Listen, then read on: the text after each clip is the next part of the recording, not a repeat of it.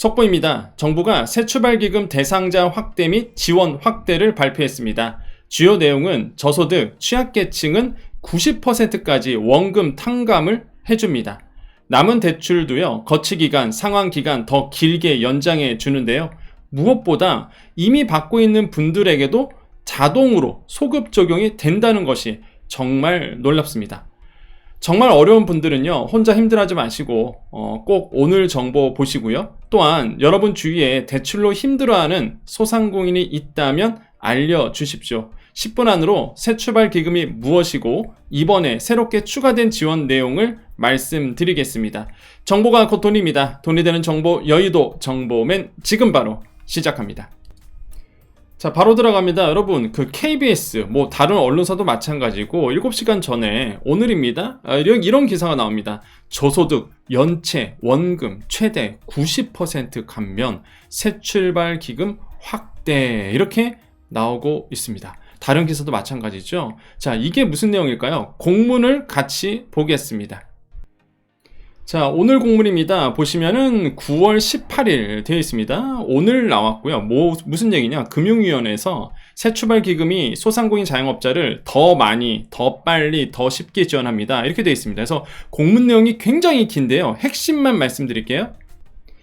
먼저 이제 추가된 지원부터 말씀드리겠습니다. 첫 번째, 새출발기금 지원 대상을 확대했습니다. 자, 원래는 2020년 4월부터 2024년 11월까지의 여기 보시면 지원 대상이 사업 영위 기간을 이때부터 이때까지였어요. 그죠? 그런데 이제 언제까지 늘어났느냐? 2025년 6월 중으로, 그러니까 더 늘어났죠, 대상자가. 확대하여 2024년 12월 비상계엄 선포 이후 창업자도 지원하게 됐습니다. 그래서 대상자가 더 늘어났다 보시면 되겠고요. 자, 이게 더 중요합니다. 두 번째인데, 저소득층, 사회취약계층에 대한 지원을 강화합니다. 자, 본인이 해당하신지 잘 보셔야 돼요. 자, 총 채무액이 1억 원 이하인 저소득 부실차주의 무담보 채무에 대해서는 거치기간이 1년에서 3년, 상환기간 10년에서 20년 연장하고 원금 감면율이 높아지는데 최대 90%입니다. 그러니까 사실상 거의 탕감이죠. 예. 자, 보세요. 그러면은 여러분 보시면 총 채무액이 1억 원 이하야 되고, 이 저소득층이 누구냐? 그러면 중위소득 60% 이하고요. 부실차주는 1개 이상 채무에 대해서 3개월 이상 연체된 자, 이게 이제 조건인 거죠. 저소득 부실차주의 그 무담보 채무에 대해서. 그러니까 무담보 채무니까 더 오히려 부담이 없는 거죠, 사실. 담보 채무 같은 경우에는 일단 담보물이 있기 때문에 담보물이 있으니까 왜 지원해줘도 이럴 수 있는데, 거의 어려우신 분들은 대부분 무담보 채무거든요. 그래서 이런 채무에 대해서 원금 감면율이 이제 최대 90%까지 된 거예요. 그것도 거치 기간도요, 그 남아있는 이제 대출은 갚아야 될 거 아닙니까? 거치 기간도 1에서 3년.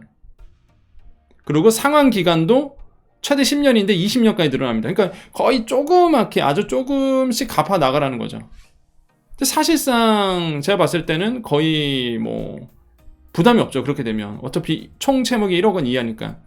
그 다음에 이게 저소득층 얘기고, 그럼 이제는 사회취약계층도 있습니다. 사회취약계층은 기초생활수급자, 중증장애인, 70세 이상 고령자 등의 채무에 대해서도 본인이 해당한지 보셔야 돼요. 마찬가지로 똑같습니다. 조건 3년 20년, 그 다음에 연장하고 30일 이하 연체자의 채무 조정 후 적용금리 상한을 인하한다. 그래서 현행 9%인데 3.9에서 4.7%로 이렇게 되는 겁니다. 그러니까 여러분께서 이미 이 새출발 기금을 내가 하고 있다. 그리고 나는 이미 저소득층이고 사회취약계층이다.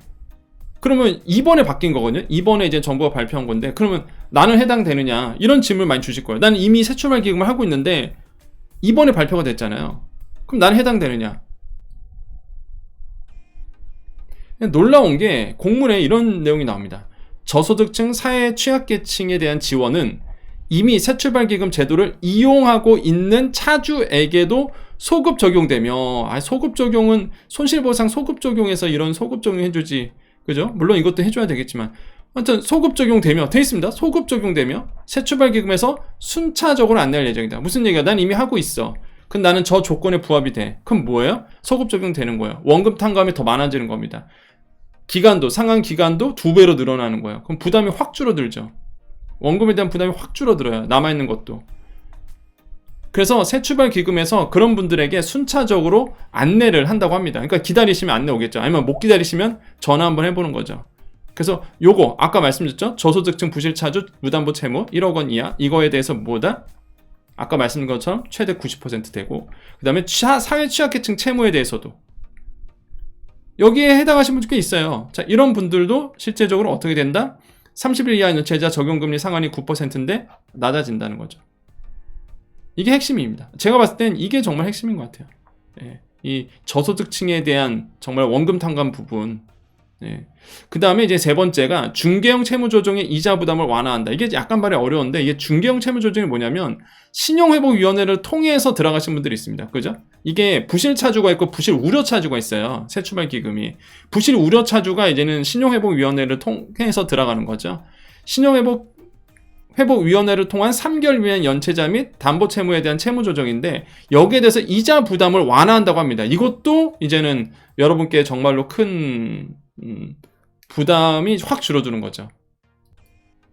이 부분은 아마 여러분 신용회복위원회 쪽이나 아마 통화를 아마 하셔야 될 겁니다. 그러니까 이런 거죠. 이제는 채무조정을 거치면서 이자 부담이 오히려 더 늘어나는 사례가 있거든요. 실제적으로. 왜냐하면 이게 내가 과거에 대출받았을 때 그 보증기관이 신용을 줬기 때문에 금리가 좀 낮았단 말이에요. 2에서 3% 수준인데 이제는 대위 변제 들어가니까 이 금리가 팍 높아진 거예요. 그러니까 오히려 이제는 금리가 상승하다 보니까 더 부담스러운 사례가 있었거든요.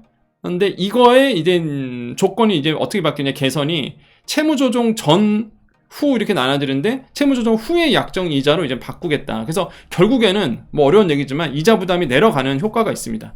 근데 이게 이제 되는 분들이 있고 안 되는 분들은 있을 거예요. 그래서 이거는 꼭 한번 어차피 상담은 받으셔야 되거든요. 새출발기금 들어간다 그러면 그냥 뭐 신청해서 되진 않고 상담을 받으실 텐데 요거 한번 꼭 알아보셔야 될 것 같다 말씀드립니다. 그럼 여기서부터는요, 이제 새출발기금이 무엇이냐 이걸 모르시는 분들만 보세요. 난 새출발기금 잘 알고 있다 그러면은 이렇게 바뀌었구나, 여기까지만 보시면 되고 여러분의 시간 아껴드립니다. 지금은 내가 지금 너무 어려워, 내가 지금 대출 때문에 너무 힘들어, 내 주위에 대출 때문에 힘든 분이 있어. 그러면 그런 분들만 이제 보시면 돼요. 새출발기금이 뭔지를 설명드릴 겁니다. 나온 지 오래됐지만 이게 너무 중요하다 보니까. 자, 지원 대상은 2020년 4월부터 2025년 6월 중, 그러니까 이게 이번에 바뀌어서 더 늘어났죠. 6월 중 사업 영위한 부실 또한 부실 우려 소상공인 자영업자가 대상입니다. 한마디로 소상공인의 부실 채권 털어내기다 이렇게 보시면 돼요. 그래서 지금 바뀐 게 뭐야? 더 늘어났죠, 대상자가. 그래서 최근에 창업하신 분들도 된다는 얘기예요. 이게 약간 논란이 있을 수 있습니다. 예. 아니 최근에 창업하신 분들은 좀 더 버텨봐야지. 근데 일단은 정부는 계엄 사태로 인해서 어려움을 당했을 거다. 그래서 이제 더 늘려준 것 같아요. 그래서 2025년 6월 중 여기에 사업을 영위한, 그러니까 신규 창업하신 분도 되는 거죠. 요 사이에 들어오신 분들은. 그래서 이분들이 대상자인 거고, 부실차주는 금융회사 대출 중 한 개 이상 대출해서 3개월 이상 연체한 차주. 정말 힘들죠. 3개월 이상 연체했다는 얘기는 거의 뭐 엄청난 채권에 시달렸던 분들이 거고, 그 다음에 이제 부실 우려 차주는 3개월 미만 연체자입니다. 폐업자 또는 3개월 이상 휴업자 이렇게 돼 있는데, 저는 만약에 이게 정책 위반자를 만난다 그러면 부실 우려에서 부실 차주로 이렇게 넘어가신 분들 꽤 많습니다. 생각보다. 더 이상 못 갚아갖고 또 그렇게 유도를 하고 있고, 또 그래서 저는 어떻게든 간에 좀 부실 우려에서 이제 부실로 가는 게 아니라 이겨내서 극복을 해서 정상 차주가 될 수 있게끔 도와줘야 된다고 좀 보는데요. 어쨌든 간에 일단 저는 정보만 알려드리니까 일단 이렇게 지원 대상이고, 대상 대출은 일단 새출발기금 협약 금융회사의 총 15억 원 이하의 모든 대출이에요. 그러니까 굉장히 많은, 물론 크게 사업하신 분들이야 더 많은 대출 금액이 있겠지만 저도 뭐 15억이면 충분할 것 같거든요. 그래서 그 이하의 모든 대출을 포함합니다. 지원 내용은 이게 중요한데, 이젠 신청 즉시 추심이 중단되는 게 좋죠. 내가 추심으로 인해서 굉장히 힘들었는데 신청 즉시 추심이 중단됩니다. 자, 부실차주와 부실우려차로 나눠지죠. 부실차주는 원금 탕감이 들어가는 게 부실차주예요. 내가 부실차주로 빠지면 순부채에 대해서 80%까지 원금이 감면이 됩니다. 그러니까 탕감이 되는 거예요. 근데 아까 나왔던 어려우신 분들, 이런 분들은 90%까지 탕감이 이제 바뀌는 거죠. 이제 상환 기간도 이렇게 돼 있는데 어려우신 분들은 더 늘어나는 거고, 부실 우려 차주는 연체 기간에 따라 이자율이 차등 조정되는 거예요. 그러니까 한마디로 이제 부담을 내려주는 거죠. 상환 기간도 거치 기간, 분할 상환 이렇게 되어 있습니다. 그래서 분할 상환 막 10년으로 늘려주는 거죠. 그래서 갚을 수 있도록 해준다. 이자도 낮춰준다. 그래서 정말 어려우신 분들이 이 지원을 받는 겁니다. 그래서 저는 여기서 말씀드릴 수 있는 게 뭐냐면, 이게 장점만 있지 않아요. 새출발기금이 단점은 뭐냐 그러면, 여러분 이거 지원하자마자 일단 뭐가 되는 겁니까? 모든 게 다 막힙니다. 정부는 뭐 이걸 좀 빨리 신용 정보를 없애주겠다 하지만은, 일단은 이거 신청하자마자 뭐가 되냐면, 여러분의 이제 신용 부분에서 이제 당연히 이건 회생이랑 거의 다름없거든요. 사실 소상공인 전용 회생 프로그램이라고 봐야 되거든요. 그러다 보니까 뭐 신용에 대한 것들이 좀 막히는 부분이 있습니다. 그래서 사업하기가 좀 어려워지는 부분도 있어요. 그래서 그게 좀 현실적인 어떤 단점이라 보시면 되겠고, 뭐 정부가 이제 많이 이런 걸 없애겠다라 하지만 그런 건 알고, 그래서 상담을 꼭 받으셔야 돼요. 새출발기금은 무작정 들어가는 거 아닙니다. 꼭 새출발기금 쪽과 상담을 한 다음에 하셔야 되고, 신청 방법은 새출발기금 .kr이 있습니다. 온라인 신청. 그래서 전화를 먼저 하셔서 가야 돼요. 아까 말씀드렸지만 부실차주는 캠코에서 담당하고 있고요. 부실우려차주는 신용회복위원회에서 담당하고 있습니다. 그래서 전화번호가 달라요. 전화번호가 다르니까 이걸 알고 전화하셔야 됩니다. 아시겠죠?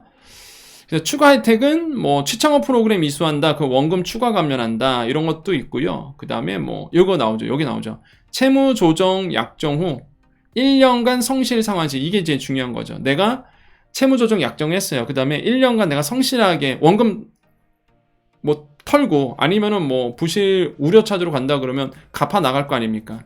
그럼 1년 동안 성실하게 상환하면 요거 공공정보가 즉시 해제돼요. 원래 이게 2년이었거든요. 그러니까 이게 좀 걸림돌이 돼요, 사실. 근데 성실하게 가면, 1년 동안 성실하게 갚으면 공공정보가 즉시 해제되는, 요런 게 이제 새롭게 또 바뀌었습니다. 그래서 요것도 알아보셔야 돼요. 그래서 말씀드리고 싶은 거는, 새출발기금이 뭐 논란은 많습니다. 그런데 나쁜 제도가 아니에요. 이게 진짜 나쁜 제도는 아니거든요. 그래서 근데 다만 이제 정말 어려우신 분들이 가는 거다. 난 진짜 대출 때문에 거의 너무 힘들다. 도덕적 해이도 있습니다. 왜냐하면 원금을 거의 90%, 80% 그러니까 털어내주잖아요, 아예. 그러니까 이게 사실상 이제는 도덕적 해이 문제는 분명히 있지만, 정말로 어려우신 분들에게는 이게 또 하나의 이제는 소상공인 전용 회생 절차이기 때문에 어찌 보면 또 그런 분들에게는 정말로 탈출구가 될 수 있는 부분도 있습니다. 그래서 여러분, 새출발기금 오늘 이제 공문이 나왔기 때문에 다시 한번 좀 강조해서 좀 말씀을 드렸습니다. 자, 오늘 정보 여기까지입니다. 네, 우리 여정 가족님들 남아 계시고요. 인사드리고 마무리할게요. 여러분, 정말 주위에 정말 대출 때문에 어려워하신 분이 있으면 새출발기금 한번 얘기해 보시는 것도 나쁘지 않을 것 같습니다. 아까도 말씀드린 것처럼 처음에 나왔을 때부터도 이제 논란이 많았고요. 그다음에 지금도 사실 뭐 왜 도덕적 해이 갚게 해야지 원금 탕감이 뭔 말이냐, 성실 상환에 대한 불합리함이 있다, 정말 목소리 많죠. 근데 뭐 저는 뭐 의견을 달진 않겠습니다. 그런데 정말 이게 새출발기금 아니더라도 회생과 파산 절차가 있잖아요, 법원에서 하는. 그래서 원래부터 있는 제도예요, 그죠? 원래부터 있는 제도인데 이걸 이제 소상공인 전용으로 이제 만든 거군요. 기금을 따로 만들어서.